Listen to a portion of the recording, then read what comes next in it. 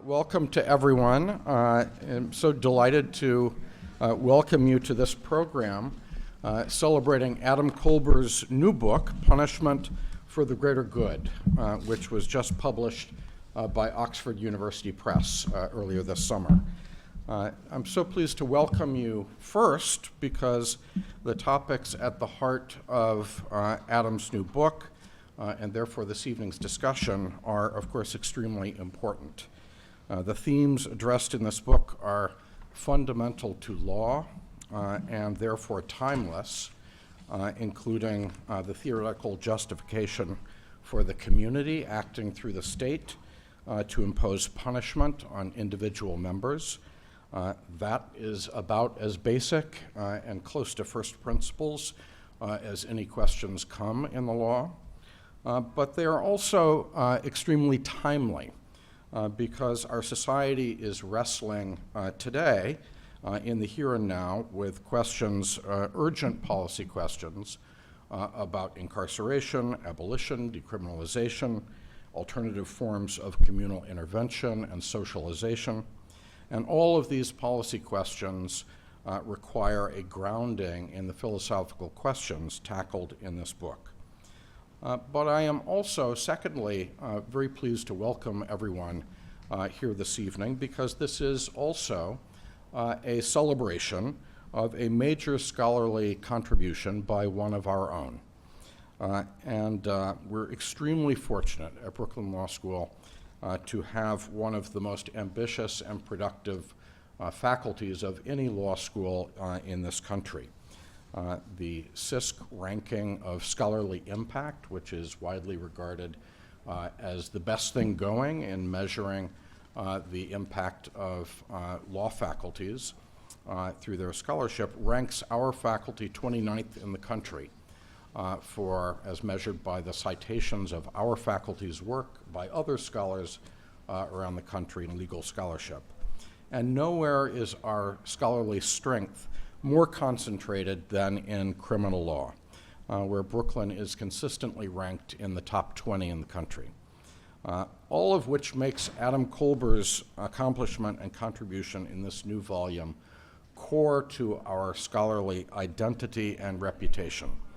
A member of the Brooklyn Law faculty for more than 16 years, Professor Kolber has published more than 40 articles and essays on criminal law and philosophy, and now this significant and already highly praised new volume. So congratulations, Adam, on this major accomplishment, and I want to take the opportunity to thank our all-star panel of distinguished experts for being here to comment on the work and engage in this discussion. And I'll now turn over the podium so that we can get underway to our moderator, Professor Alice Ristroff, our newly invested Les Fagan Professor of Law.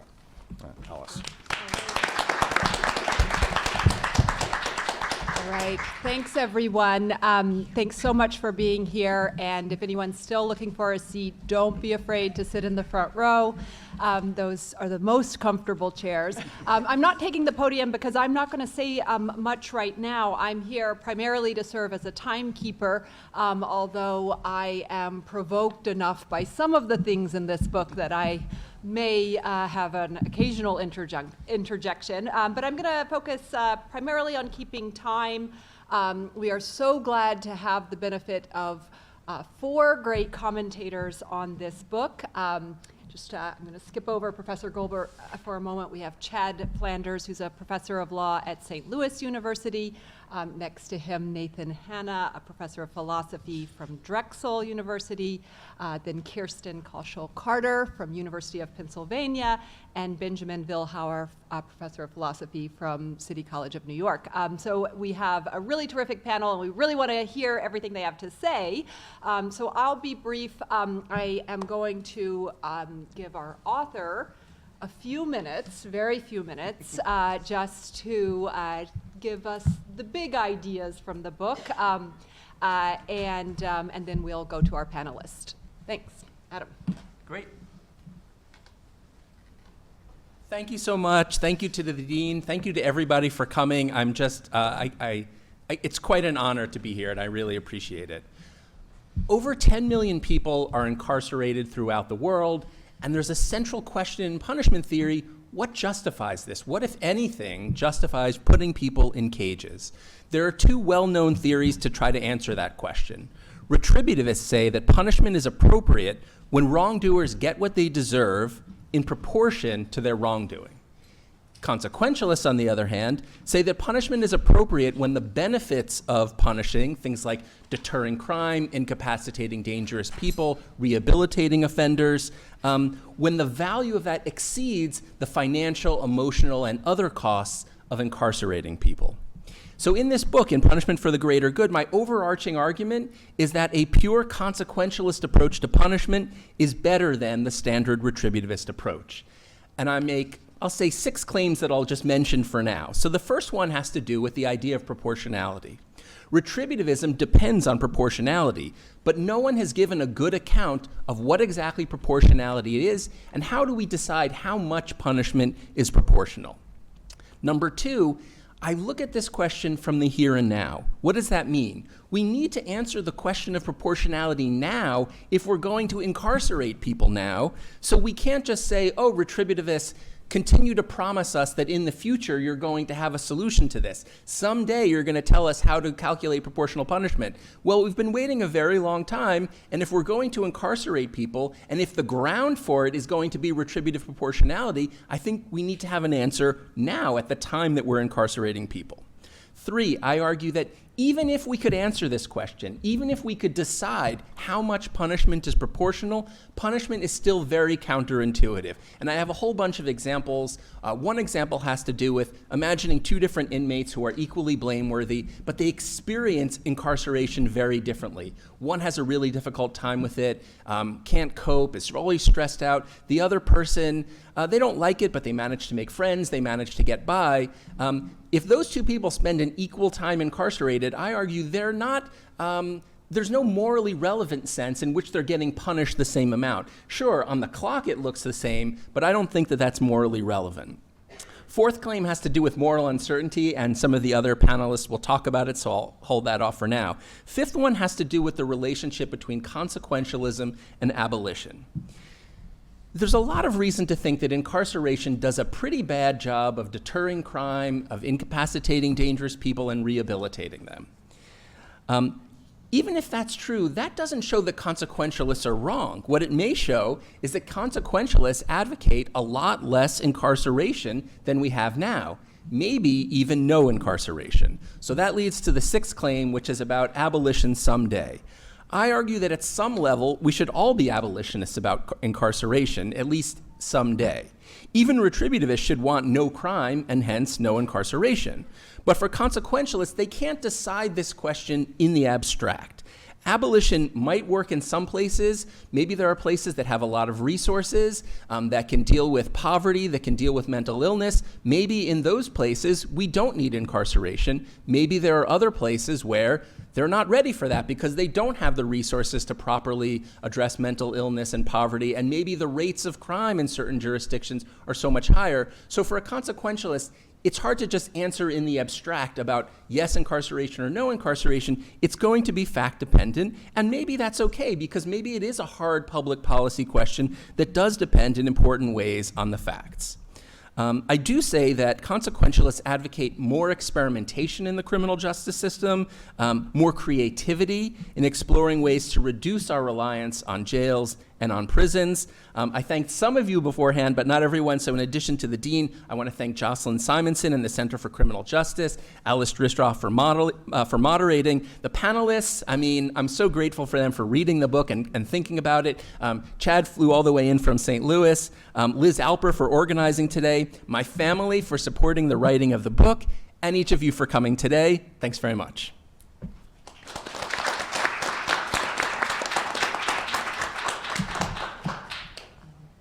All right, go ahead, Professor Flanders.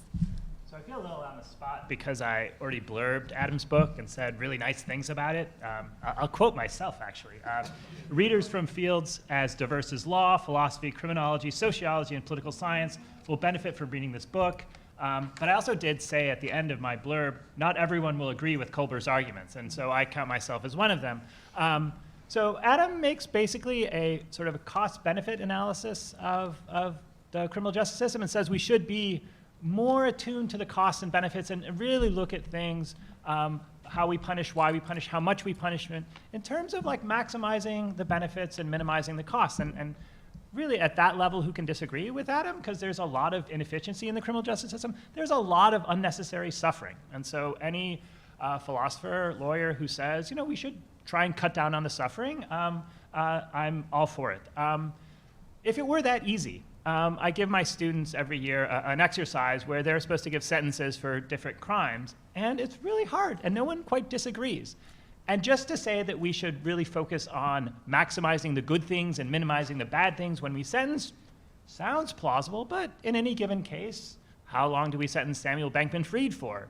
How do we do that on Adam's philosophy? So Samuel Bankman-Fried, as you might have known, he made a lot of money with a bunch of sort of cryptocurrency that I won't pretend to understand. He also was part of, interestingly, a movement called effective altruism. He was trying to make a lot of money so he could save the world. He also lost a lot of money and was sentenced to, I think, 25 years in prison. Yep. I'm curious as to what Adam thinks the correct sentence for Samuel Bankman-Fried is, and how do we weigh the costs and the benefits? Do we care about the effects of his sentence on his family, on maybe his future ability to save the world and make more money? There's a lot of consequences out there that we might want to consider in just sentencing one person, let alone sentencing a whole bunch of people. So consequentialism sounds theoretically very attractive and plausible. Like, who doesn't want to maximize good things and minimize bad things? But when we put it into practice, it's difficult to make those calls case to case to case. Like, how much time should a murderer spend in jail? Well, maximize the benefits and minimize the costs. Okay, does that mean 10 years, 5 years, 17 years, 0 years? It's really hard. And so there's a lot of parts in Adam's book where he's just like, well, we can run experiments, or maybe have the economists and the social scientists figure it out and make the best system. Boy, I don't know, that's hard just because I'm not sure what it means in any given case to maximize the consequences. And there's a lot of consequences out there. Making people happy, there's beauty is a good consequence, maximizing friendships, there's a lot of consequences we have to take into considerations. There's also this point, it's sort of an aside, it's like, well, how many headaches, preventing how many headaches would be worth it to kill one person? Like, if we could kill one person and reduce like 1 million headaches, should we kill the one person? Headaches are pretty bad, killing's pretty bad, so kill one person, 1 million headaches? Is there an obvious answer to that? Like, how many headaches are the same as one life? I mean, these are sort of the philosophical questions that are difficult to answer in the abstract, and I think get even harder when we go to concrete cases. Now, Adam, to his credit, does say, well, I'm talking about consequentialism in the real world, and so there's time constraints. And he's got this wonderful passage in his book, which you should all buy. In like page 36 to 39, he's got a dialogue with someone says, oh, okay, judge, you have to sentence a pickpocket. How long are you going to put him in jail for? And the judge says, well, has he done this before? Does he have family and friends who might be affected by his incarceration? And so he starts spinning all these possible consequences that could result if I put the pickpocket in jail.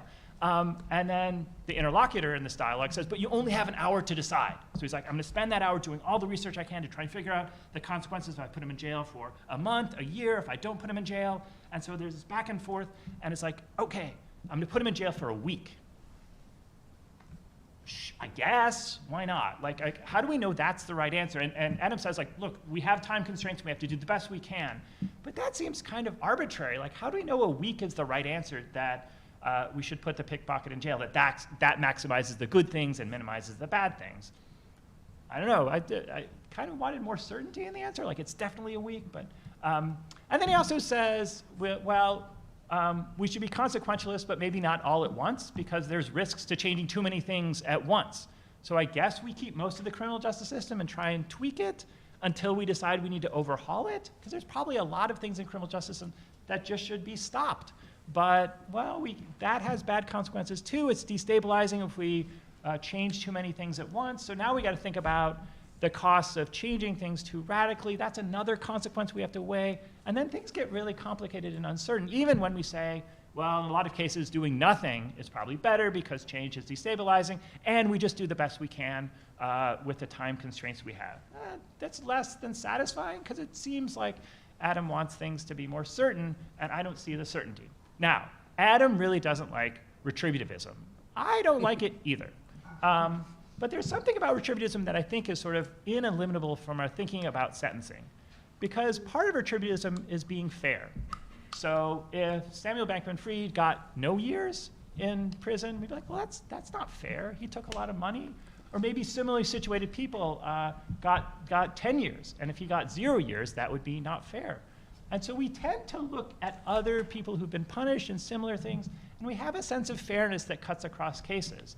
And I think that's an important intuition that we shouldn't get rid of, that we have some idea of proportionality, even if it might maximize the good things and minimize the bad things. To not punish this person, we may say, but that's not fair. Because he did a bad thing, he should be punished. Or because other people similarly situated have been punished.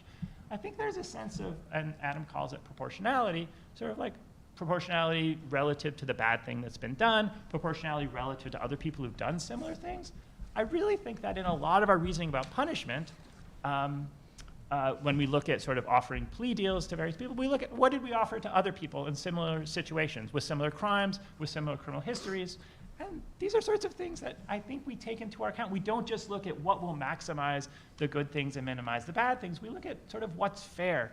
And I think there's something about our judgments of fairness that we just can't get rid of as much as we try. And I think too, my sense is we tend to be certain about our judgments of fairness in a way maybe we're sometimes uncertain about whether is this punishment really going to maximize happiness. Well, it seems fair to us that this person be punished to this degree. I don't know, are intuitions about the good consequences that come from punishing stronger than our intuitions about what's fair in punishing? I don't know. I don't have a really strong feeling about what we're more certain about. So I don't know. I read this book, and I'm sort of interested in the development of consequentialism, but sort of unsatisfied in how we would apply it concretely. There's a lot of just like, well, the economists can run an experiment. Not sure what some of these experiments would look like. And I also thought maybe we do have some feelings about fairness and punishment that we can't wish away or can't reduce to just thinking about consequences. But with that, I'll just say it's a very thought-provoking book, and you're to be congratulated. Thanks. Right. Thank you, Professor Flanders. Professor Hanna. So thanks for the invitation to come and comment on our book. I thought it was really great too. There's a lot I admire about it.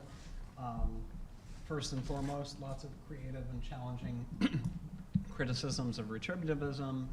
And I love that it seriously engages with prison abolitionists and their concerns. And it's motivated by a humane concern with everyone's welfare, especially the welfare of criminals whose welfare is too often ignored. That said, the book leans too heavily on moral theory for my taste. I'm skeptical about attempts to formulate and defend moral theories. I don't think that appealing to them is a good way to defend positions on ethics or public policy. And I'm especially skeptical about consequentialism, so that's where I'm going to direct my critical comments. So Adam's thesis is admirably cautious and modest. He says that what he calls pure consequentialism is better than standard retributivism. He argues that pure consequentialism is better, partly because it's not as counterintuitive as often thought, and partly because it gives us more determinate guidance about the justifiability of imprisoning people. Now, it's not clear to me that pure consequentialism is better. I'll raise some doubts about Adam's reasons for thinking that it is. So, start with the claim that pure consequentialism isn't as counterintuitive as often thought. So, critics standardly argue that there are counterexamples to the theory, cases where the theory entails that it's permissible to do things that seem obviously intuitively wrong, like torturing one person to prevent 5 people from being tortured. I'll discuss 2 things that Adam says to defend the theory against these counterexamples. So first, he says that there are good reasons for consequentialists to use what he calls shortcuts that will typically advise against harming the few to benefit the many. And second, he grants that consequentialism sometimes has counterintuitive implications, but he defends the implications. They might seem counterintuitive, but they're actually the right results, he thinks, at least sometimes. So, regarding shortcuts, I agree that it's reasonable for committed consequentialists to use them, but I'm skeptical that this helps the theory deal with the counterexamples. This is because what it's rational for a committed consequentialist to do and what consequentialism actually entails could be very different. So the point of the counterexamples is to show that the theory is false because it has false implications. Like that it's permissible to torture the one to save the five. And the theory could be false even if its adherents often won't act in accordance with what the theory actually entails. And that brings me to Adam's defense of these implications. So I can't consider everything that he says here, so I'll just consider two arguments that I found really interesting. So first he says that the intuitions that these counterexamples elicit are paradoxical. He considers the charge that the theory entails that it's permissible to torture one person to save 5 people from being tortured. He says that whatever the reason is for not torturing one person, we have more reason to avoid 5 people being tortured. Now, this claim about reasons will sound plausible to consequentialists because they think that moral reasons are all about promoting value. But non-consequentialists, like me, think that moral reasons aren't just about promoting value. They think that moral reasons don't necessarily work that way. They'll say that morality isn't just about promoting value and minimizing disvalue. It's also about respecting constraints on the pursuit of value. Rights impose such constraints. Rights aren't values. The moral reasons that they generate don't work the same way as the reasons generated by values. Now, Adam would likely reply that rights, or at least this take on them, is vague, not fully worked out, hard to apply, and he'd be right. But none of that shows that cases like the torture case aren't counterexamples to consequentialism, and none of it shows that rights don't help to explain why these cases are counterexamples. More on this in a moment. Here's the second thing that Adam says to defend consequentialism's implications in counterexample cases. He appeals to a potential incongruity between what non-consequentialists are willing to do and what they hope will happen. He says that a non-consequentialist might refuse to torture one person to prevent 5 people from being tortured, and yet hope that someone else will torture the one to save the 5. In response, I'm not sure if consequentialists would hope for that, and I'm not aware of any research showing that they would, but suppose they would. It's not obvious to me that there's really an incongruity here. To me, at least, it seems consistent to hope that something will happen and nevertheless think that it would be wrong to make it happen. To illustrate, suppose that someone would be better off dead because he's slowly dying of a terminal illness and living in extreme pain, yet he wants to go on living.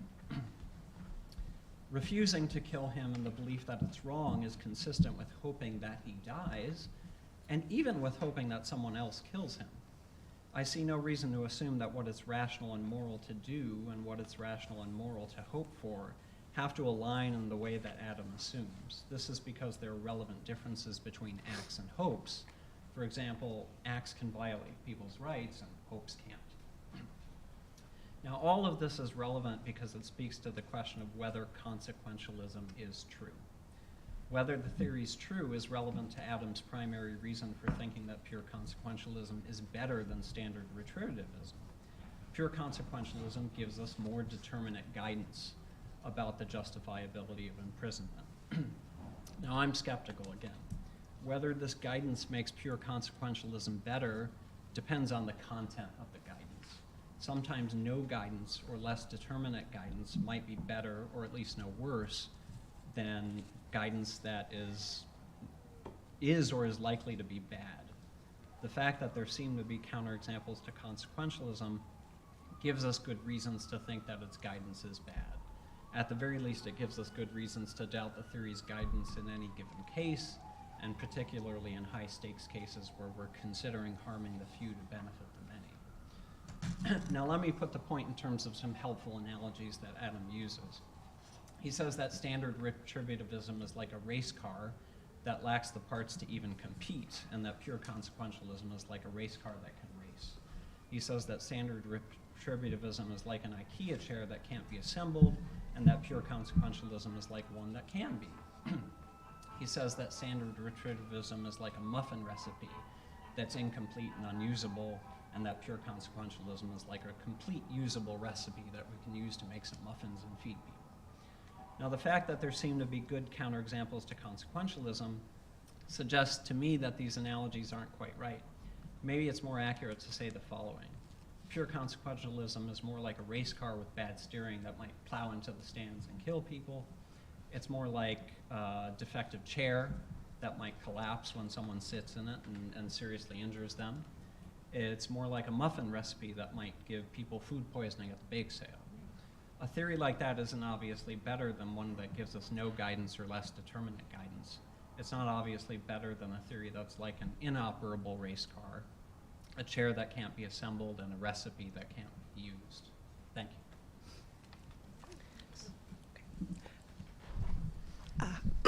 Hi, everyone. Can you hear me? Is that working? Okay, great.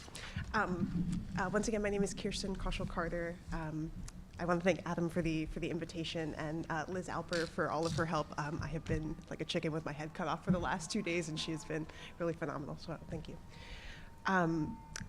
I'll start with a confession that I think I am probably not who Adam had in mind while writing Punishment for the Greater Good. It is a book addressed to retributivists who believe that inflicting deserved punishment creates intrinsic good. In it, Adam deftly demonstrates that retributivism has enjoyed far too august a status, given the metaphysical uncertainty associated with the categories of desert and proportionality. In this way, Punishment for the Greater Good does the field of punishment theory an essential service by mounting a sustained critique of retributivism, which Michael Tonry recently described as, quote, the most intellectually influential normative frame of reference for thinking about punishment. Having read the book, I am inclined to believe, Adam, that pure consequentialism, if it could be applied, would likely yield a more humane system of criminal punishment than the one we currently have. And it would almost certainly be more humane than the system we would have if the standard retributivist, at whom the book takes aim, could adequately identify and punish everyone who engages in culpable moral wrongdoing.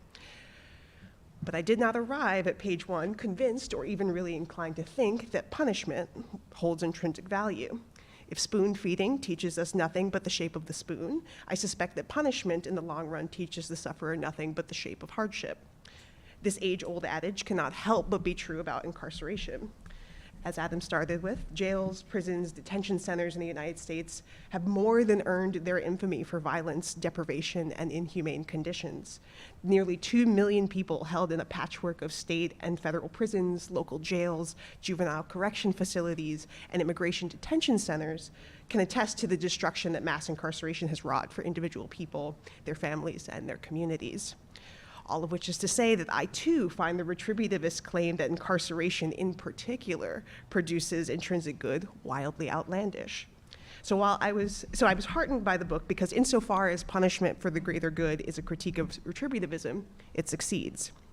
But I think it's actually because I shared so many of Adam's intuitions about the grave moral wrong that incarceration represents that I found myself looking for the book's reasoning to bite the abolitionist bullet. As Adam shrewdly demonstrates, incarceration or confinement that denies people freedom of movement and association is the most challenging kind of punishment to justify. With perhaps the exception of capital punishment, it is hard to think of a more severe treatment for a person than to confine them. Incarceration, even for short terms, can cause irreparable harm to the people who experience it, their loved ones, and the people who inflict it.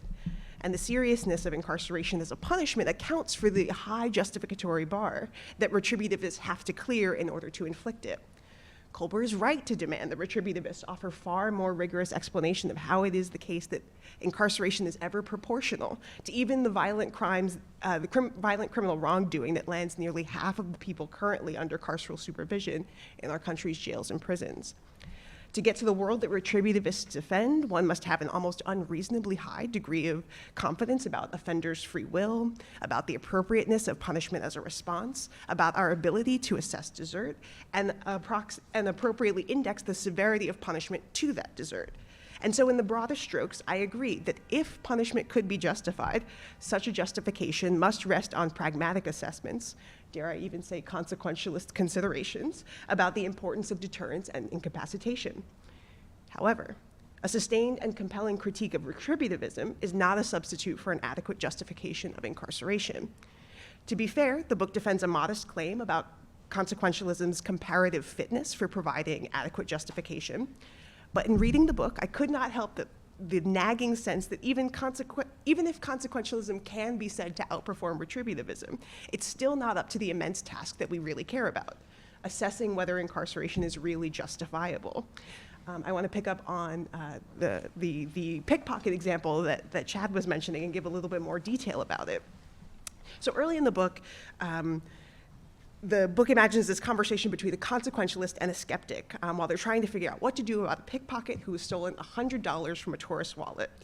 The imaginary consequentialist initially says, based on the facts so far, I think incarceration is unlikely to be justified. But then the skeptic begins to press this answer by offering more worrying details. So now the pickpocket hasn't just stolen $100 from an unsuspecting tourist, they also have a long history of pickpocketing. Also, therapeutic interventions from trained psychologists and social workers haven't had any effect. Oh, and also, to make matters even worse, this pickpocket has racked up 3 separate assault charge convictions for trying to subdue his victims. When pressed with these details and under immense time pressure, the consequentialist eventually concedes, I'd recommend 1 week in jail. 2 things about this example. First, a quick substantive point. I have doubts about the replicability of these results. One of the main advantages that Adam ascribes to consequentialism is that its empirical uncertainty is preferable to the moral uncertainty of retributivism. And rather than assessing punishments based on desert and proportionality, we can look to weighing preference satisfaction and preference dissatisfaction. He repeatedly argues that we should prefer consequentialism for its applicability in the here and now. And yet, one would be hard-pressed to find the replicable procedure that produced 1 week as the best, most preference-satisfying amount of time to incarcerate the pickpocket. And not just because we are uncertain about the world, but because reasonable people might disagree about which empirical facts go into the consequentialist punishment hopper. Repeatedly, questions of value, what we should prioritize and to what extent, questions that consequentialism supposedly obviates, appear and reappear when consequentialists are pressed to offer practicable criminal justice policy backed by here and now justifications. But what really struck me about the exchange, and this is the second thing I want to draw attention to, is the lengths that the skeptic has to go to get the consequentialist to endorse even a week in jail. For reference, the average sentence length for theft is 23 months, though of course that varies based on the severity of the crime and the state in which it was committed. But still, the thought experiment that Adam completely controls, the imagined consequentialist can only muster defending a sentence that equates to 1% of a typical punishment. And the skeptic has to invent the most vicious and conniving pickpocket, one who is inspiring a slew of copycats that are terrorizing local historical monuments in order to prod the consequentialist into producing even that quantum of confinement that he's only modestly confident is justified. In effect, then, the consequentialist would say that for the most violent and incorrigible pickpockets, we can only justifiably inflict 1% of the current punishment usually inflicted on people who commit this kind of crime, and the other 99% is unjustifiable. And so if we have to work this hard to get to just 1 iota of punishment, it makes me wonder, why not just bite the bullet and admit to the deep skepticism about incarceration and its usefulness that permeates this book? And again, not just because of the moral and empirical uncertainty in a complex, ever-changing world, but because incarceration is so severe that it would be hard to ever find a good reason to do it to a person. Kolber repeatedly gestures to the fact that consequentialists have long represented the radical vanguard of equality and fair treatment. From Jeremy Bentham's campaigns against sodomy laws to Peter Singer's defense of animal rights, consequentialists have often been able to see the harm that conventional practices produce in the world and to offer clear-eyed critiques.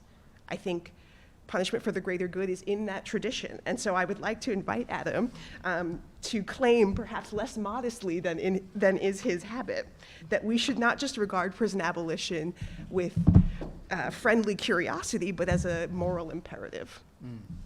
Thank you. Thank you. This is a little embarrassing, but I have some slides to put up that I think will be helpful in showing you one of the core arguments in the book that I think is really exciting and fun. So I learned a great deal from this book. It offers a critique of retributivism and a defense of consequentialism that is novel, interesting, systematic, and accessible. It introduced me to a wide range of epistemic challenges that retributivists have to face. Today I want to pose some questions about epistemic challenges that consequentialists have to face. So one of my favorite parts of the book is chapter 6, where Adam argues that retributivism is too morally risky, even by the lights of retributivists themselves. Central to this argument is an enumeration of 9 propositions which retributivists have to be certain about if they're going to be certain that any particular instance of retributive punishment is justified. And I'll just read through these. People ordinarily have free will and satisfy all other requirements for substantial moral responsibility. Punishment or suffering is an appropriate response to wrongdoing. We can adequately analyze defendants' background history in order to assess what they deserve. Punishment can be justifiably imposed by the state. This particular offender engaged in the conduct alleged. The defendant's alleged conduct was actually wrongful. Police conduct and judicial proceedings were not so unlawful as to preclude just punishment. The costs of giving this offender what is deserved do not grossly exceed the benefits. And last but not least, punishment should be proportional, and this offender's punishment is proportional, or at least not disproportional. Now, a big and interesting theme of Adam's book is that we cannot aspire to certainty in the here and now. So we have to look at the presuppositions of punishment in terms of degrees of confidence, which he thinks it's reasonable to assess in terms of probabilities, even if we can't be super precise about those probabilities. And I think that's exactly right.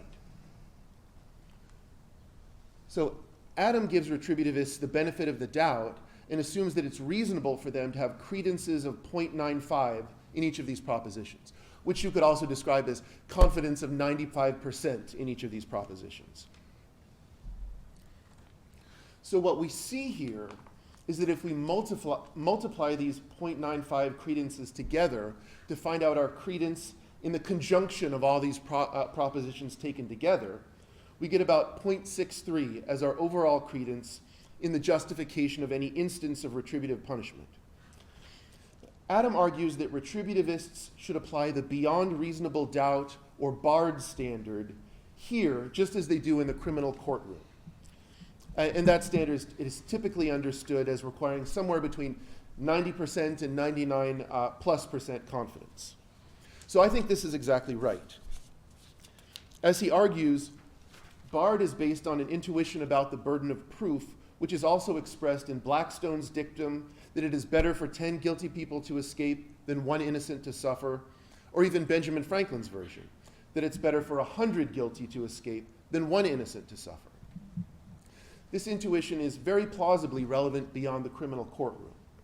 As Adam argues, it's reasonable to expect retributivists to apply it to what he calls the justificatory standard of proof, which is the standard for justifications of punishment when we aggregate the general background presuppositions of the view of punishment at issue with the claims it requires us to make about the particular offender who stands accused. And this is exactly what Adam is doing in the list that we're looking at, putting together the general presuppositions with claims about the particular person who we're confronting and accusing and deciding whether to punish. So if Adam is right that retributivists have to use Bard here, they have to acknowledge that punishment on their terms is too morally risky. If Bard means at minimum above 90% and we're at about when we're about 63%, retributivists are not going to be able to make the grade on their own terms. So next, let's look at some less charitable but perhaps more plausible credence assignments. If we multiply this out, we get something that's just barely better than a coin flip. And people with Bard intuitions should be even more uncomfortable with this. I'm totally on board with Adam's strategy for arguing against retributivism. Adam has given us a clear, interesting, and thorough new argument that there are profound tensions in any retributivist theory that endorses Bard intuitions and also claims to be able to justify substantial punishment. What I'm not clear about, and the question that I want to pose for today, is how an argument with this structure aimed at consequentialism might work, and how Adam thinks about the justificatory standard of proof for consequentialism.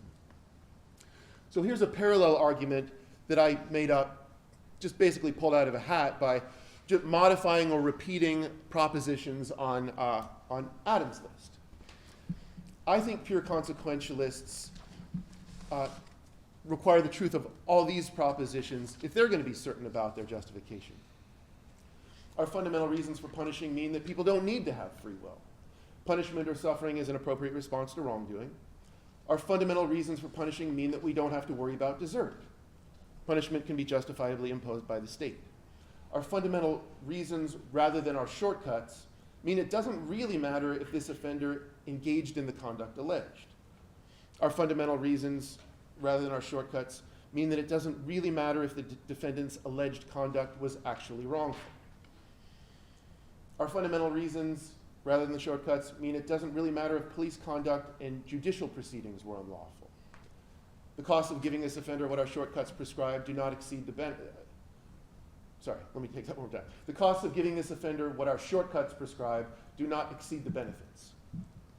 And last but not least, our fundamental reasons, rather than our shortcuts, mean that punishment doesn't have to be proportional. So Adam acknowledges that consequentialists lack certainty just like retributivists. So here too we have to assign credences. Here's the charitable assignment with 0.95, just like we did for the retributivists. Once again, gets us to just about 0.63 overall. Now, a potential and significant problem with how I'm setting this up is that Adam emphasizes that he thinks consequentialism is a more unified theory than retributivism. It's got fewer independent premises and intuitions that it's trying to work with to explain the theory. So there may be a strong argument here that a fair representation of the consequentialist presuppositions has to break them down into fewer independently accessible propositions than the retributivist propositions. But let me set that question to the side for now. The point I want to focus on is this. Even if I'm representing consequentialism fairly here, 0.63 may be high enough. Adam points out that consequentialists don't endorse barred intuitions. If that's right, they don't have to worry about getting above 90%, and 0.63 may be just fine. So in one sense, we're looking here at a big strength of consequentialism, but it might also raise worries. Does this show that consequentialism isn't really playing on the same field with retributivism? And if it isn't, how can it win the competition? Next, let's look at less charitable, but maybe more plausible consequentialist credence assignments. Same deal as before, but 0.93 for each of them. And when we multiply these together, again, we get 0.52, barely better than a coin flip. But consequentialists may still be just fine. I think that the kind of pure consequentialism Adam defends is probably going to tell us that when we've calculated the odds as well as we can under the circumstances, and there's a better than 50% chance that suffering we impose in punishing is going to get outweighed by suffering, by elimination of suffering elsewhere, then we're justified in punishing. So this, in a sense, applies the preponderance of the evidence standard in place of barred. Adam thinks retributivist commitment to barred in the courtroom reflects underlying values that mean they should use barred as the justificatory standard of proof as well. So my question is, does the consequentialist commitment to preponderance as the standard for punishment mean consequentialists should use preponderance for the justificatory standard of proof too? Adam argues that in the courtroom, consequentialists are probably going to stick with barred for a while to avoid the bad consequences of social disruption. But there's probably no parallel threat in using preponderance for the justificatory standard of proof in the context that we're in here. What's at issue here is an issue in a debate for, what's at issue here is a debate among theorists. And debates among theorists are very unlikely to prompt social disruption in the way that suddenly changing from barred to preponderance in the criminal courtroom arguably would. So, if the justificatory standard of proof really is preponderance, then consequentialism makes it easy to justify punishment. Again, in one way, this is an obvious strength. But when we've held retributivists' feet to the fire over the high credences demanded by their view, it's in one way a discomforting counterpoint to think that Adam's consequentialist alternative may permit or even obligate us to punish on little better than a coin flip. Should it be this easy to justify punishment? Thank you. Wonderful, thank you. I think we have, first of all, thanks to our panelists for being excellent timekeepers. I think we have time for a brief reply from Professor Kolber. Well, you're going to have to stop me because I'm so grateful for everything that everyone had to say, and so there's so much to be said, and you can stop me when you need to, or tell me I need to speed up. So if I could just, I guess, start taking it from the top. So, Chad asks, how long should we incarcerate, Sam Bankman-Fried, and it's such an unusual case. It has so many unique features that it's going to be hard to say run an experiment. Let's take, let's find 1,000 people who start cryptocurrency companies and all that, are behind effective altruism. But in sort of more run-of-the-mill cases like shoplifting, this is something that's open to conventional study. We can talk to people who specialize in this. We can look at different jurisdictions, how much they punish, what happens when they change their punishments. Do we see shoplifting go up or down? What are the variables? So the key point is that it's something that's open to scientific inquiry. And one of the rhetorical devices I use in the book is a dialogue. I imagine dialogues between different kinds of characters, including a dialogue between, say, a consequentialist and a person who's imprisoned. And the goal of that, the rhetorical value, is to say, what can you say to someone who's incarcerated that they could say, okay, aha, I understand. And I think that the consequentialist has an advantage here because they can be transparent about their methods. They can say, these are the things that we're thinking about when we set punishment. They involve things like, how do we reduce victimizations? How do we minimize the amount of suffering when you're incarcerated? How do we make decisions about money that gets spent on schools versus money that gets spent on prisons? The answers are very difficult, but the methodology is quite simple. Okay, we'll come back to that. Chad asks about the difficult challenges of consequentialists to weigh things like dollars and headaches and colds and all these sorts of things. And the main argument to that in the book is that you have to do those calculations whether you're a consequentialist or whether you're a retributivist. So if you're a retributivist and you're thinking about proportional punishment, you're thinking about things like how much harm did a prisoner cause, an offender cause? And that's going to involve these kinds of difficult calculations. Oh, you knocked someone in the head and you caused them a headache? Oh, you stole from someone's property? All of these things are going to involve similar kinds of difficult calculations. So that's part of why the book is structured as a comparison between retributivism and consequentialism. And the goal there is to say, on this particular score, they both have trouble. But on other scores, I think consequentialism has the advantage. And yeah, so we'll come back to the pickpocket example, but that's an important one to say. What I say about the pickpocket isn't that 1 week is justified. What I say is that given the limited time constraints that we give the imaginary person in that hypothetical, they can reach a decision, and they can reach a decision with a transparent methodology. So I don't want to say that that's the justified amount and nothing else is justified, but that there's a methodology to it. And if we could, the person who has to decide says, well, can I talk to a pickpocket expert? Can't we look at, let's run a study. Let's have 1,000 different people who pickpocket, and let's try different punishments and see how they work. And I believe that those are hard to do, but I believe in the scientific method. So I believe that if a person has cancer and they're considering 2 different solutions, it could be enormously complex as an empirical question to decide which is the better route, but yet we know how to try to make those decisions. And then same thing with criminal justice when we take the consequentialist approach.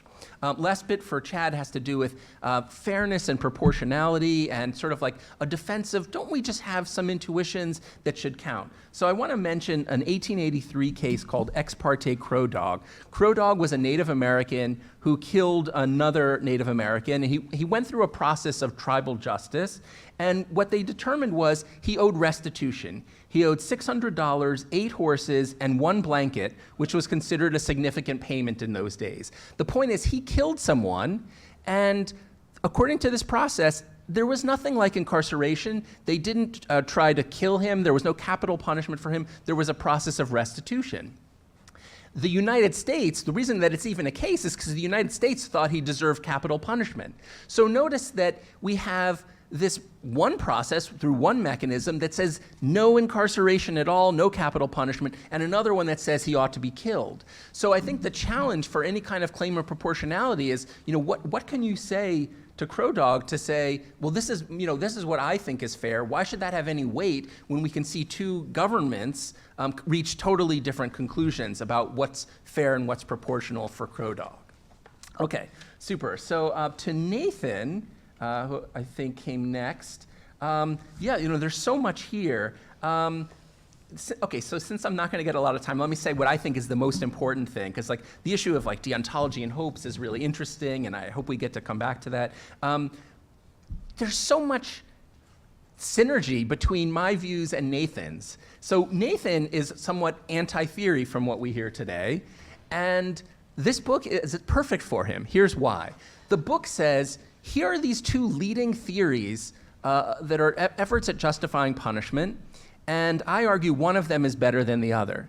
If you go through the book and at the end of the day you say, these don't work, well, I think that worked through something really important for you, because I'm open to the possibility that there are other methods besides going through a moral theory. So the claim is one is better than the other. If at the end of the day you think that better one isn't good enough, then that's an interesting and important result as I see it. So I think there's more to be said there. Now I think there is a problem with being kind of anti-theory about it, and that has to do again with the effort to justify either the incarceration of someone. So you're going to say, so why am I in prison right now? And you're going to say, well, I don't really have a theory that explains it. I have something else. I have a set of intuitions. So I feel like you're still going to have to face that problem. So I don't want to make it sound like it's so easy, but I think, and then you also have to face the problem of someone who is victimized, who says, well, had you had a punishment that involved incarceration, I would still be alive, or I would still have my loved one alive, or that sort of thing. So I think there's still really difficult problems of justification when you don't have a theory.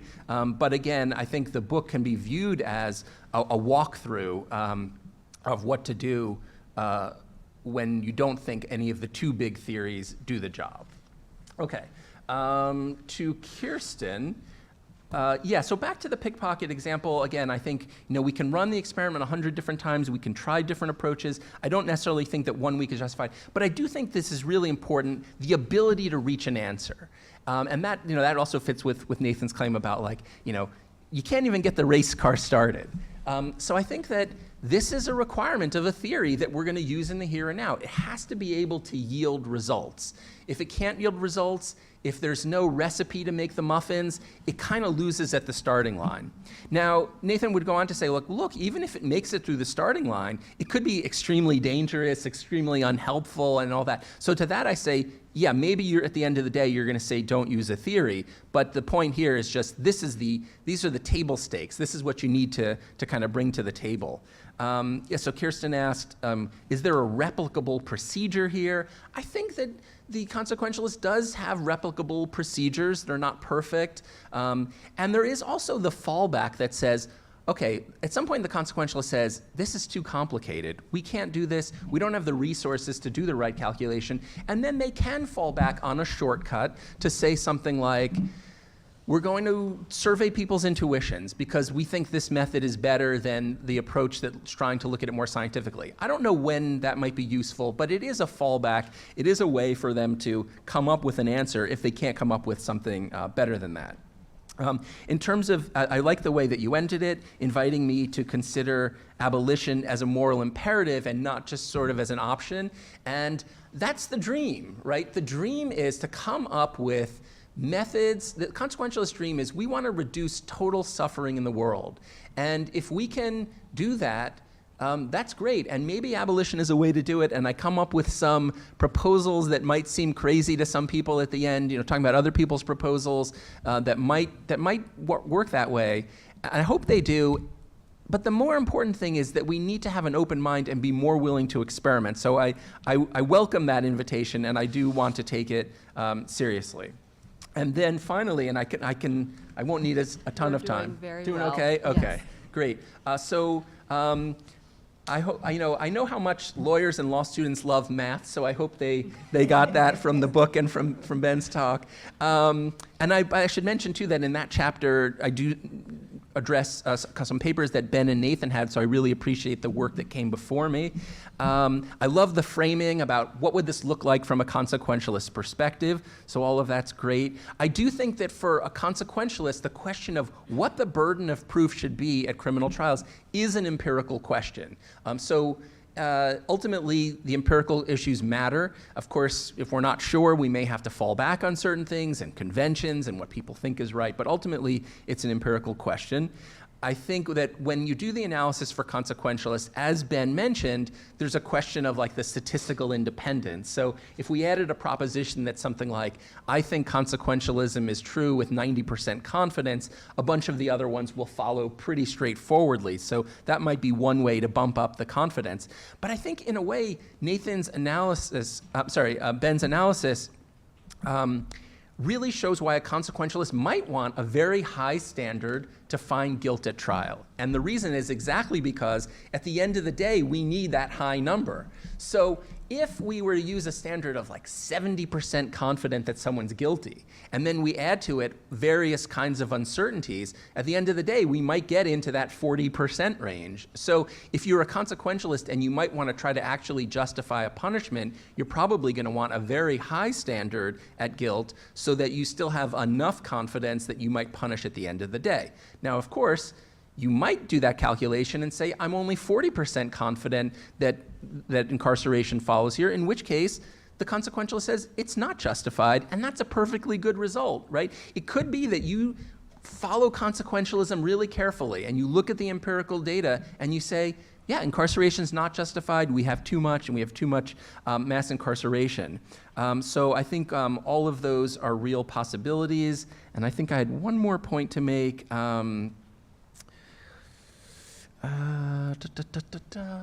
Something about math. Okay, so let me cut it off there and allow some more interchange. All right, thank you. Thank you, everyone. These are terrific comments, a terrific conversation. I think we should have opportunities for panelists to jump back in if you need to now, but if not, I do want to open up the conversation and give folks in the room a chance to ask questions. Of course I have things.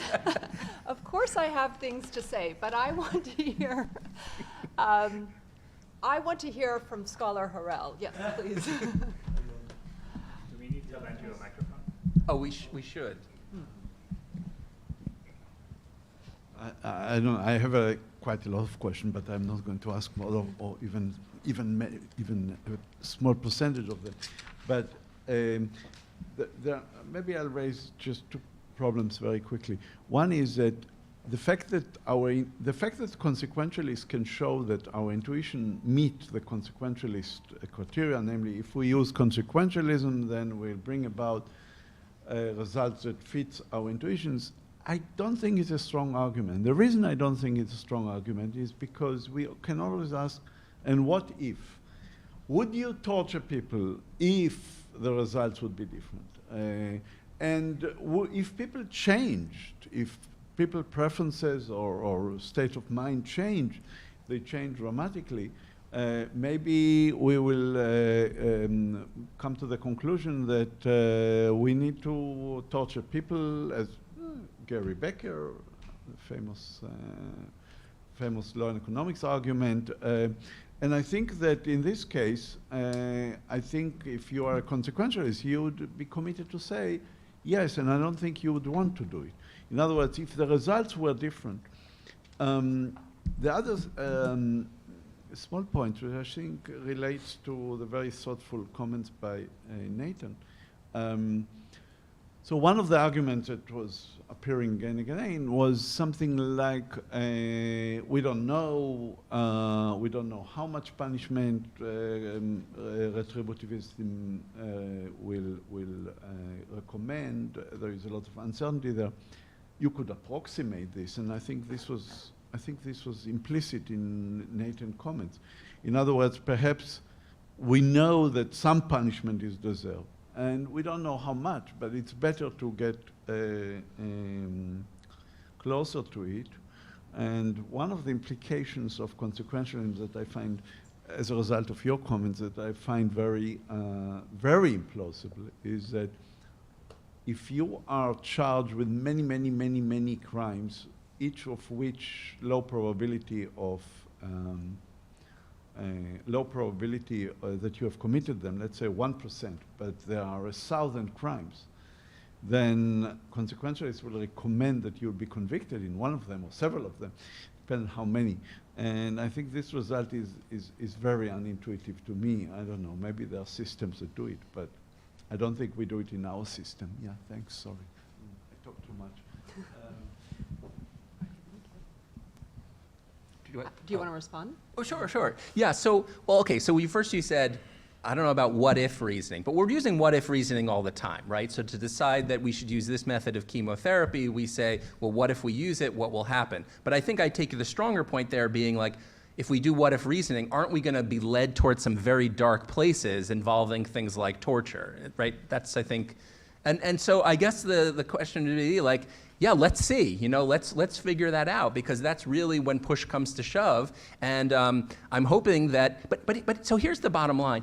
If you do consequentialism correctly, one thing you can say is that we're going to have less suffering, right? We may not be respecting people's rights as much in some respect, but we're going to have less overall suffering. Otherwise, like, we've done it wrong. Now, maybe suffering isn't the only good, so I'm speaking a little bit quickly there, but we're going to have better consequences if you follow consequentialism overall, even if it involves things that deontologists find offensive, like using people and that sort of thing. The example of, you know, what if there's a very low probability someone committed a crime, but that happened 1,000 times? The consequentialist doesn't just kind of decide every moral question anew and say, oh, okay, here's a question. Now we have this person, and 1% chance they did 1,000 crimes. What do we do with them?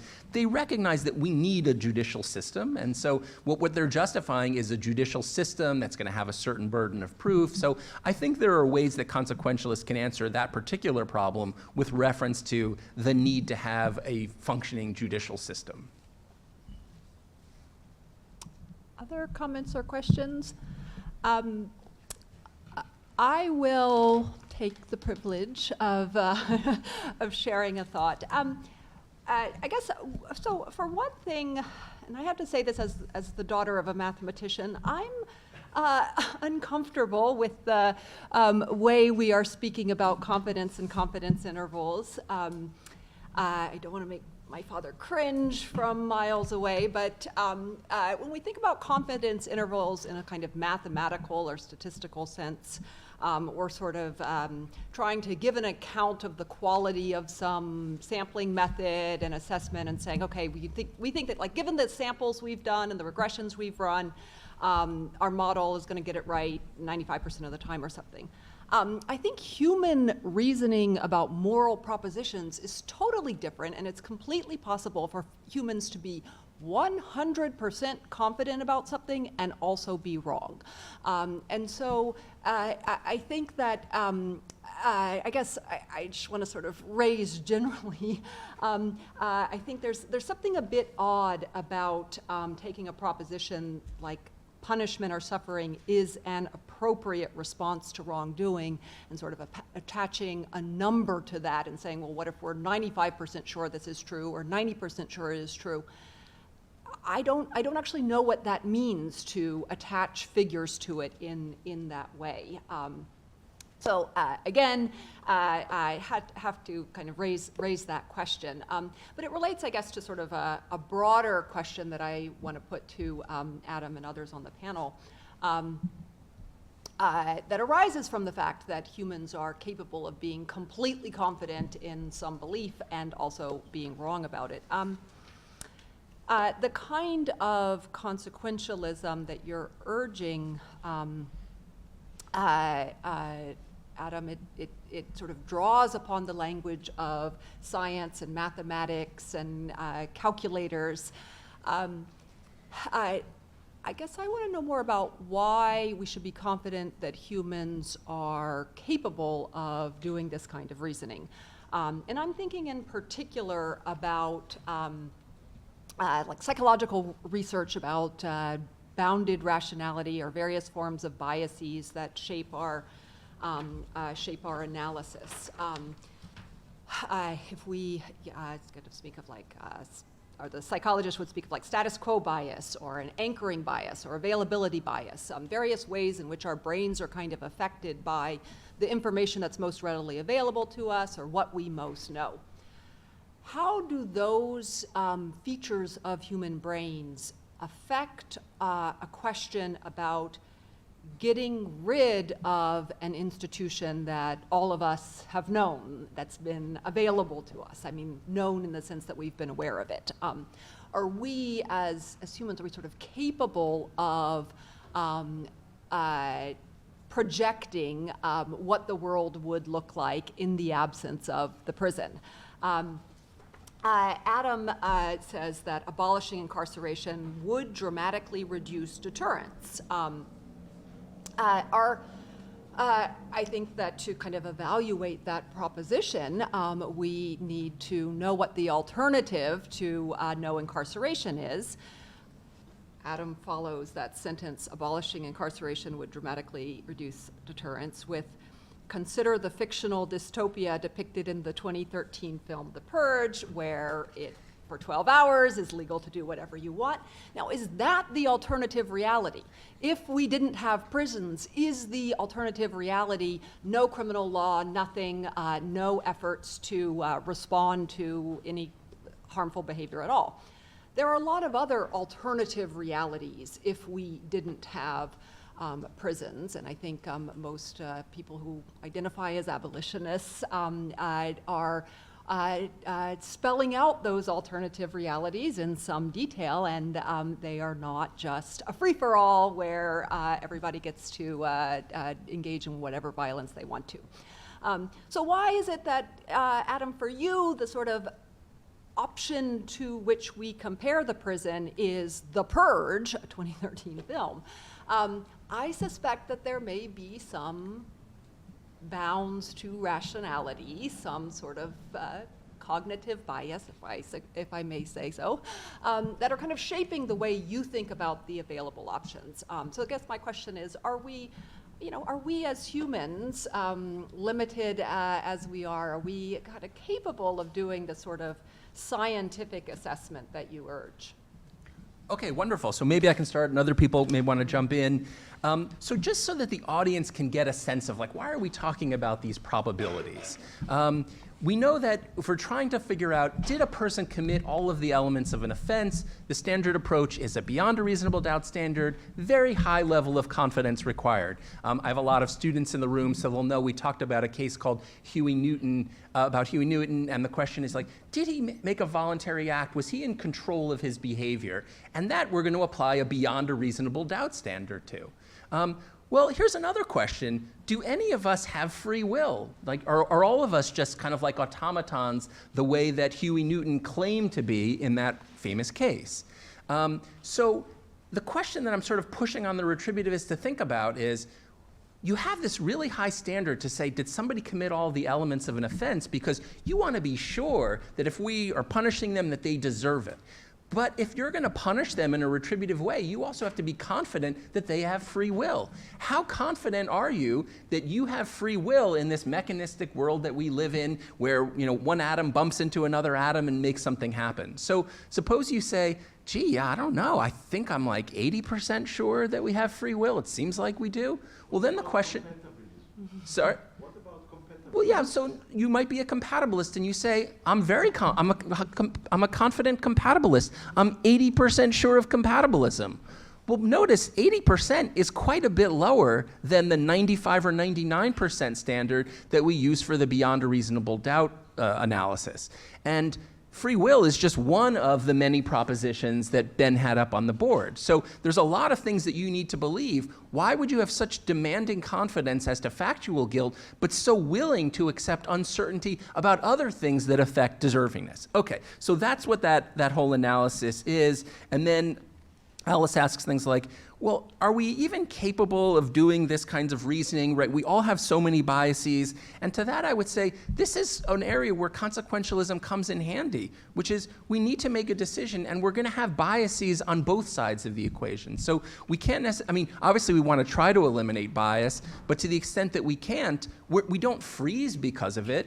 We're still going to do the best that we can, trying to root out the biases as much as possible. And so the question of, what if we did get rid of incarceration? What effect would that have on deterrence? And I cite the movie The Purge. I mean, it's one example, but it's not the only example. So for example, when we started requiring people by law to wear seatbelts, more people wore seatbelts. It's not a total surprise that the law does have an influence on people's behavior. There are cases where police I just have to officers- say, I don't think anyone has ever gone to prison for not wearing a Right. seatbelt. That's right. But there are police, Prison?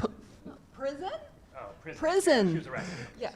Sorry. There have been places where the police go on strike, and when the police go on strike, there's evidence that the amounts of crime run rampant. So I think that there's good reason to believe that the criminal law does have a deterrent effect. Where a lot of the debate comes among sociologists is the issue of marginal deterrence. If we increase the punishment by 10%, how much do we affect the behavior? And there, it's hard to find the effect. But that there's some effect of deterrence, I mean, I think that's sort of like underlying the law, not just in criminal law, but in other areas, that the law does have some levers, doesn't mean it's perfect. Now, again, if you can find the evidence to say that it has no deterrent effect, then the consequentialist doesn't cry about it. They say, wonderful, that's such an interesting empirical result. Let's absorb that and make sure that the criminal legal system reflects it. I want to hear more audience comments. I do just want to emphasize a slippage because I thought this book might have been called Incarceration for the Greater Good. Instead, the title was Punishment for the Greater Good. And I think I'm hearing some slippage between law, punishment, and prison. And I would urge us to kind of keep track of which of those things we're evaluating. Seems perfectly plausible to say that law has lots of deterrent effects. May also be plausible to say punishment has deterrent effects. And then there's a question of the deterrent effects of prison in particular. But those are three different claims, and I just want us to keep track of the separateness. Okay, I think there were some interjections from our panelists. I similarly was sort of noticing the slippage between criminal law and the criminal law having deterrent effects. And so I was curious what you think about the like signaling effects. So something that people will sometimes talk about is like simply having a sign that says the speed limit is 45 miles per hour does a lot of the work of like keeping people going 45 miles per hour. And so I'm basically curious about like how you think about the importance not just of having the law, not just of having an enforcement mechanism, but actually implementing the enforcement mechanism all the way down the line. Can I? Your notes at the bottom, it just says purge in large capital letters. I think you want to run a purge experiment and see how that would go. Can I just ask a really simple question? Suppose we run experiments about incarceration and shoplifting, and it turns out that putting a person in jail for 1 day for shoplifting deters, let's say, 6 other instances of shoplifting of about $50 each. Does that? I don't know how to, does that mean the 1 day is justified or not? Doesn't that depend a lot on like, what do we think about shoplifting? What do we think about shoplifting of about $50? How bad do we think jail is? That's a lot of intuition stuff that seems built in, and I'm worried about, Alice is concerned about rationality and the biases we come to in understanding what is a crime like shoplifting, how bad is it? And then when we get to weighing, well, 1 day in jail stops 7 instances of shoplifting. Do we say, yes, it's 1 day? Or no? Or how do we make that decision? I'm generally uncertain. But consequentialism says I shouldn't be.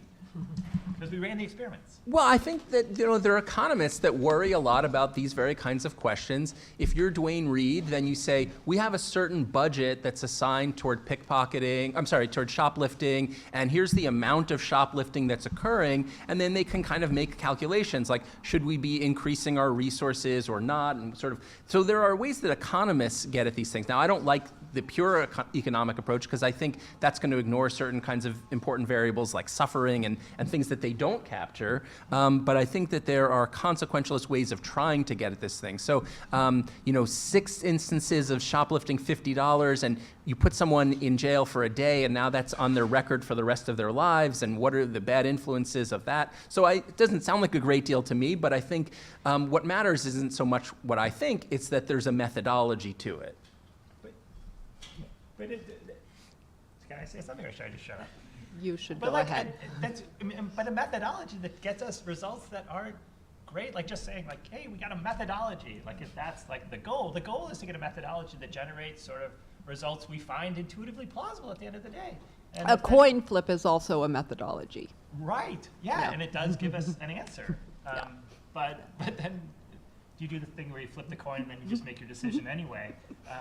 But yeah, just like, don't we, Well- and then the question I think goes back to Alon's point about, aren't we sort of cheating? We see what the result is and then we sort of decide whether we really like it. Like consequential, yeah, it's gonna lead to like lots more supermax prisons, but we don't like that. So maybe we should just sort of rethink our methodology. Like, so what's the test at the end of the day to determine if the methodology is getting us to the right results? Well, you have to specify your axiology. You have to say what the consequences are and how to weigh them against each other. And as we said, that's facing everybody who's in the game of doing this kind of normative theorizing. So there, and you said, well, what's a methodology? Methodology, the claim there is that's the table stakes for entering into the theorizing to begin with. Like, if you don't even have a clear methodology, then I don't see how the theory is competing. And now you might say, well, maybe I have an incomplete methodology, and then I think you don't really have a theory, and then we can get into the kind of discussion that we were walking down with Nathan about, should we have theories? Should we be a society that decides things in principled ways, or that just uses intuitions? And so that becomes a different battle. So the battle of the book is between two theories that are fairly worked out, but there are other battles to fight as well. We have a little bit of time if there are more questions or comments from the audience.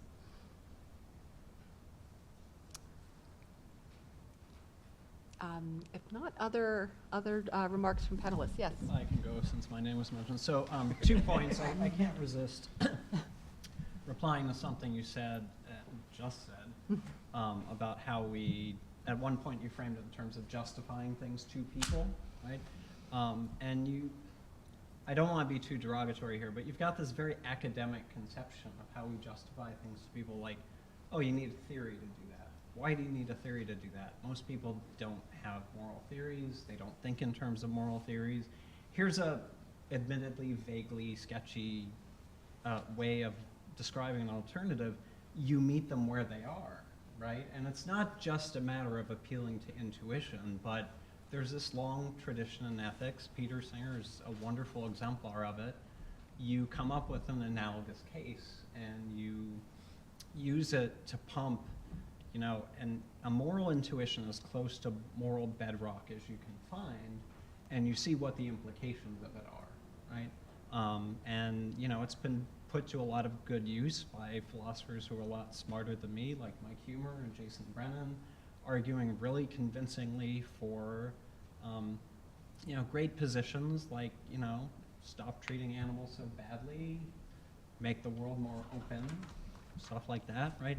So that's just by way of what strikes me as reasonable response alternative to, moral theory. The other thing I wanted to suggest, so the whole book is basically arguing that pure consequentialism is better than standard retributivism along this very precise dimension, their ability to give us guidance, right? And though I'm not a retributivist by any means, I think retributivism, or at least the more reasonable forms of it, they do give us guidance, certain kinds of guidance, that in certain situations are actually pretty useful, right? So here's a thought, right? Take these two theories, hold their guidance fixed. Could how well these theories do along this dimension of guidance giving depend on context, right? And here's a way to illustrate that thought, right? So look at the state we're in now, right? We've got a criminal justice system that criminalizes way too much. There are too many crimes that shouldn't be crimes. And I think a reasonable, or the most reasonable version of retributivism will say, look, you're doing too much of this. If a person isn't doing something wrong, it shouldn't be a crime, right? And another bit of guidance retributivism gives is the Bard standard. Like, don't criminalize something and punish people for it unless you're justifiably very confident that that's the right thing to do, right? So those are two kind of broad but very useful kinds of guidance that a reasonable version of this theory will give. And it's not clear to me that pure consequentialism can rival standard retributivism or a reasonable version of it when it comes to these two bits of guidance. And let me illustrate with some examples. So think of the drug war, right? So we criminalize, maybe not as much as more recently. We're getting more liberal about this now, but we still criminalize possession and use in a lot of this country, right? But possession and use isn't wrong, right? So we shouldn't be punishing people for possession and use. So the standard retributivist has some pretty straightforward guidance here. Don't do this, right? The pure consequentialist, it's more iffy, right? The pure consequentialism can't just say, oh, there's this strong presumption against doing it. They're going to have to go down, alleys and ask, well, does this serve a public health purpose? Will it specifically deter drug users if we punish them? Will it deter other people from getting addicted to drugs and harming themselves, right? And I don't think that's a useful avenue to go down. You don't punish people for doing this sort of thing because it's not wrong, right? Here's another example. Think of the abortion debate, right? I think a reasonable retributivist should say something like this. Well, maybe it's wrong, maybe it's not, but there's reasonable disagreement about this. You just don't use the criminal justice system to impose your values on others through force, right? So you don't criminalize abortion. You don't have a strong enough argument for it, right? It's less clear to me what the consequentialists will say here, but a worry I have is they just have to take too much into account, like with the drug case, right? So what do most people think? How offended will both sides be if they don't get their way, right? Could there be any unforeseen side effects, good side effects, one way or the other, right? To me, at least, these just don't seem like the appropriate questions to ask, right? So, again, it seems to me that a reasonable retributivist has some pretty clear guidance to give. Mm-hmm. There are some very intuitively plausible presumptions they'll endorse against doing certain sorts of things, and the pure consequentialists, they can't make things that simple, right? It always has to be complicated with the consequentialist. They always have to see, what's going to happen if we do this, right?